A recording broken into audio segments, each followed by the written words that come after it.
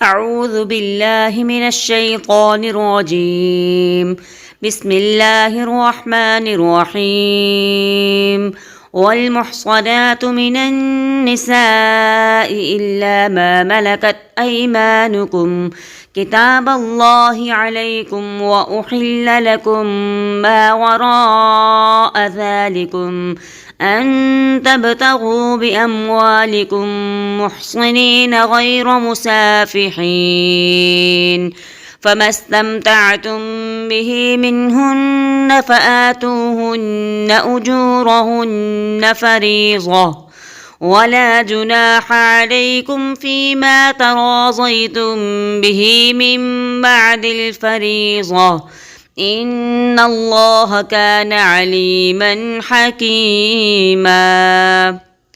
قرآن حکیم کے 5ویں پارے میں سورۃ النساء کے مجموعی طور پر 17 رکوع یعنی رکوع نمبر 4 سے رکوع نمبر 20 تک شامل ہیں۔ رکوع نمبر 4، محرم خواتین کی فہرست۔ چوتھے رکوع میں ایک مرد کے لیے محرم خواتین کی فہرست دی گئی۔ محرم خواتین 2 قسم کی ہیں: ابدی محرم جن سے کبھی بھی نکاح نہیں ہو سکتا، عارضی محرم جن سے وقتی طور پر نکاح نہیں ہو سکتا، مثلاً بیوی کی بہن عارضی محرم ہے۔ ایک شخص کے لیے منع ہے کہ وہ اپنی بیوی کی موجودگی میں اس کی بہن سے نکاح کرے، البتہ اگر وہ اپنی بیوی کو طلاق دے دے یا اس کی بیوی انتقال کر جائے، اب وہ مطلقہ یا محرومہ کی بہن سے نکاح کر سکتا ہے۔ ابدی محرم سے پردہ نہیں، البتہ عارضی محرم سے پردہ ہے۔ اس رکوع میں یہ بھی تاکید کی گئی کہ نکاح ہمیشہ گھر بسانے کے لیے کرو، محض لذت کا حصول مقصود نہ ہو۔ مزید فرمایا گیا کہ بیویوں کو پورا مہر ادا کرو، ہاں اگر وہ خود پورا مہر یا اس میں سے کچھ چھوڑ دیں تو اس میں کچھ گناہ نہیں۔ رکوع نمبر 5، شریعت ایک نعمت ہے۔ 5ویں رکوع میں شریعت کو ایک نعمت قرار دیا گیا جس پر عمل سے معاشرے میں ہر فرد کی جان، مال اور آبرو محفوظ ہو جاتی ہے۔ مزید یہ حکم دیا گیا کہ آپس میں ایک دوسرے کے مال ناحق طریقے سے نہ کھاؤ اور نہ ہی کسی محترم جان کو قتل کرو، ایسا کرنے والوں کو سخت سزا ملے گی۔ خوشخبری دی گئی کہ اگر لوگ بڑے بڑے گناہوں سے بچیں گے تو اللہ چھوٹے چھوٹے گناہ خود ہی معاف فرما دے گا۔ رکوع نمبر 6، روز قیامت نبی کریم صلی اللہ علیہ وسلم کی امت کے خلاف گواہی۔ 6 رکوع میں ارشاد ہوا کہ اللہ نے مرد کو خاندان کا حاکم بنایا۔ نیک بیویاں وہ ہیں جو شوہر کی تابع دار ہوں، اس کے مال، بستر، راز اور اولاد کی اچھے سے حفاظت کریں۔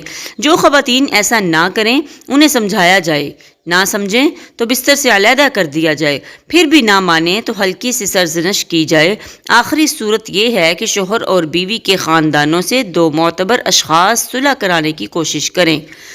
اللہ چاہتا ہے کہ خاندان بسا رہے اور اس میں علیحدگی کی نوبت نہ آئے۔ اللہ تعالی خاندانوں کو شاد اور آباد رکھے، آمین۔ اسی رکوع میں ایک بڑا نازک مضمون بھی ہے۔ روز قیامت نبی کریم صلی اللہ علیہ وسلم اس امت کے خلاف گواہ بن کر آئیں گے۔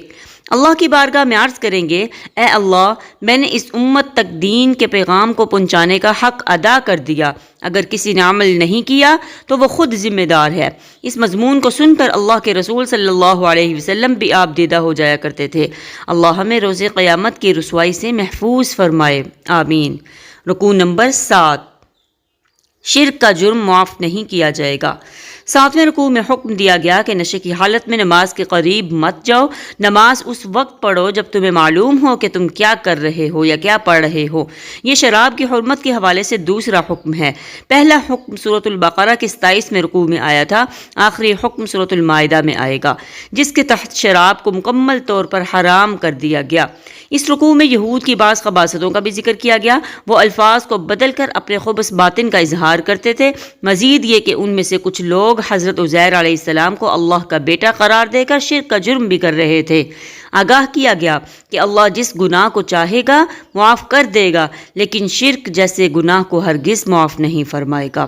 رکوع نمبر 8، ذمہ داری ہمیشہ اہل لوگوں کے حوالے کرو۔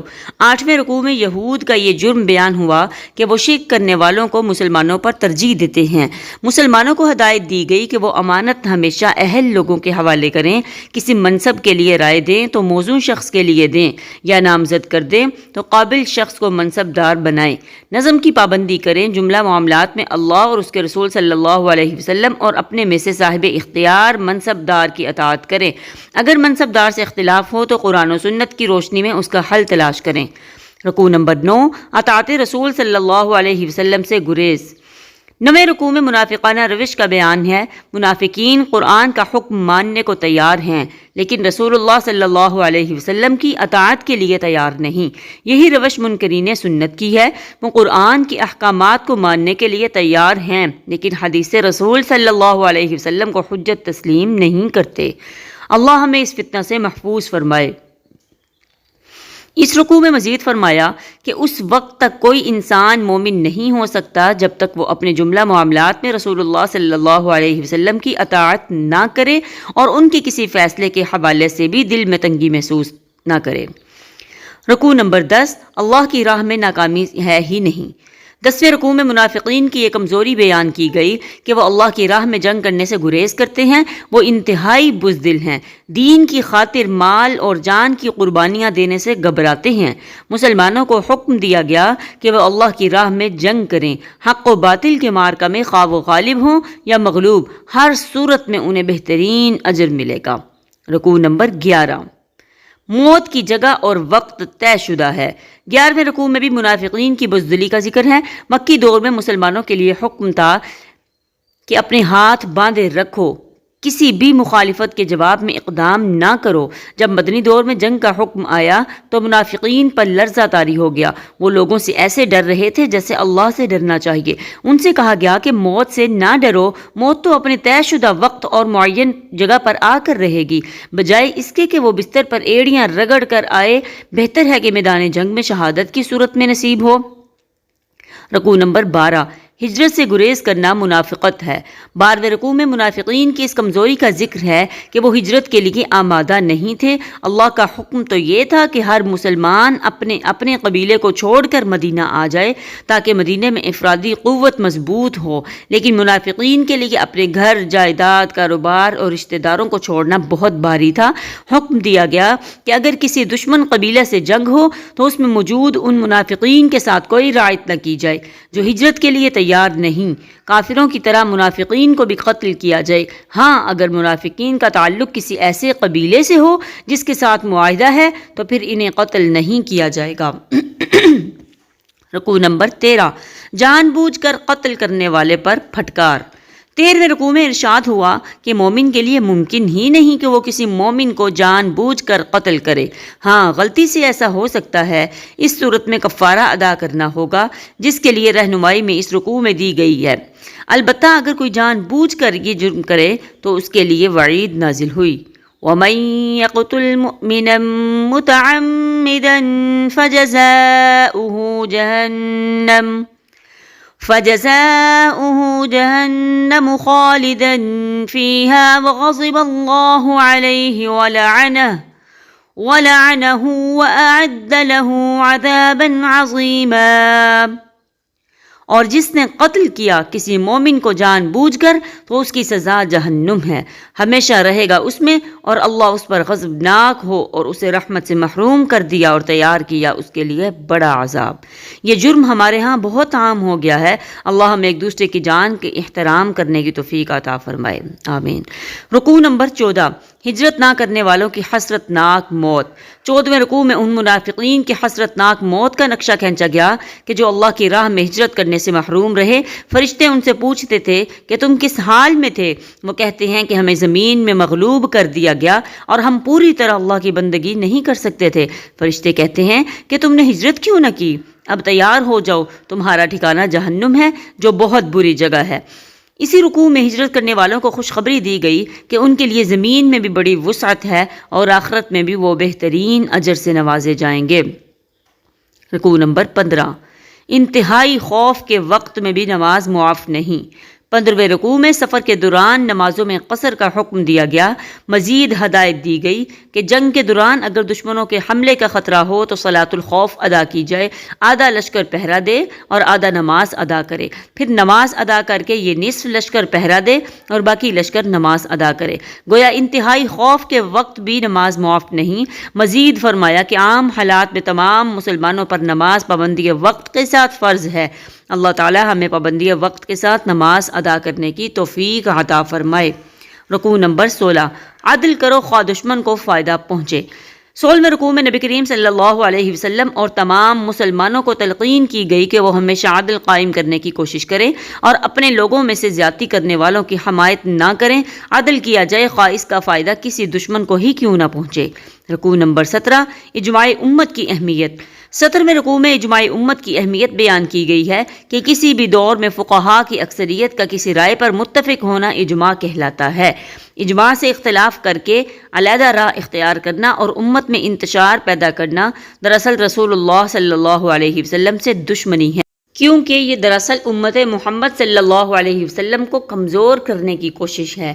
ایسا کرنے والوں کو اللہ آپ صلی اللہ علیہ وسلم کی امت سے علیحدہ کر دے گا اور ان کا ٹھکانہ جہنم ہوگا اور وہ اس میں ہمیشہ رہیں گے، اور وہ بہت ہی بری جگہ ہے۔ اللہ تعالی ہمیں امت مسلمہ میں فرقہ واریت اور انتشار پیدا کرنے سے محفوظ فرمائے، آمین۔ رکوع نمبر 18، شرک کرنے والے شیطان کی پیروی کر رہے ہیں۔ 18ویں رکوع میں اللہ کی طرف سے اعلان کر دیا گیا کہ اللہ شرک کو معاف نہیں کرے گا، اس کے علاوہ جس گناہ کو چاہے گا معاف فرما دے گا۔ شرک کرنے والے دراصل شیطان کی پیروی کر رہے ہیں۔ شیطان نے تو اللہ کے سامنے اپنے ان مکروہ عزائم کا اظہار کیا تھا کہ وہ انسانوں کی اکثریت کو گمراہ کر کے رہے گا۔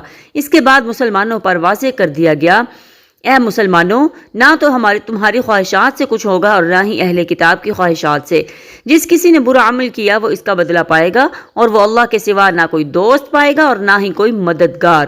رکوع نمبر 19، خواتین اور یتیموں کے ساتھ حسن سلوک۔ 19ویں رکوع میں تلقین کی گئی کہ خواتین اور یتیموں کے ساتھ حسن سلوک کیا جائے، خاص طور پر شوہر بیویوں کے حقوق ادا کرے۔